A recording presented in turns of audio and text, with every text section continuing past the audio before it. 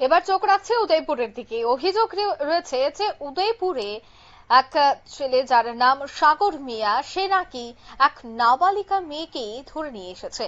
আর এরপর তাদের এই বিষয়টাকে কেন্দ্র করে এসপিএস থেকে উদয়পুর মহিলা থানায় খবর যায়।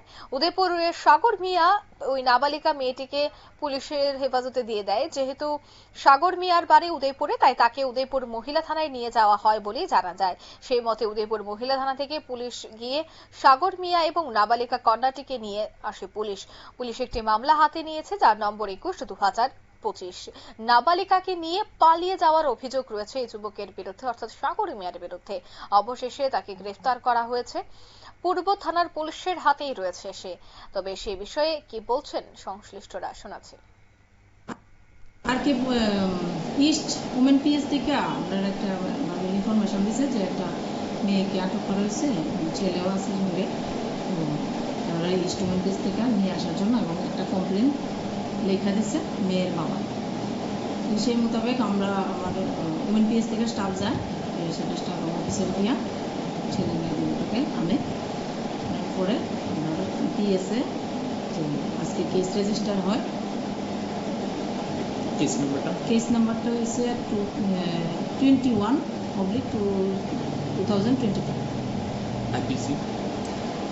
মানে সেকশন হচ্ছে 87/65+1 BNS and 06 of POCSO Act।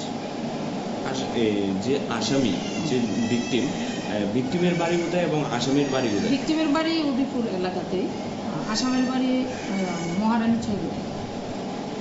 মেয়ের বাড়ি কি সাবরুম? আমরা যতটুকু শুনতে পেলাম মেয়ের বাড়ি সাবরুম না, উদয়পুর এলাকার মধ্যে আছে। উদয়পুর এলাকায়। মেয়ের বয়স কত আনুমানিক? 14। ছেলের নামটা? ছেলের নাম সাগর মিয়া। আজকে কি তাদের আদালতে প্রেরণ করা হবে? হ্যাঁ।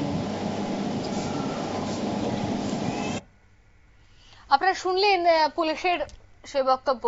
ধৃতকে পুলিশ রিমান্ড চেয়ে আদালতে প্রেরণ করা হয়েছে। অন্যদিকে অভিযোগ রয়েছে যে নাবালিকা মেয়েকে নাকি পালিয়ে নিয়ে যাবার চেষ্টা করে এই উদয়পুরের যুবক। তবে অবশেষে থানা পুলিশ করার পর তাদেরকে তড়িঘড়ি খোঁজ করে গ্রেফতার করা হয়।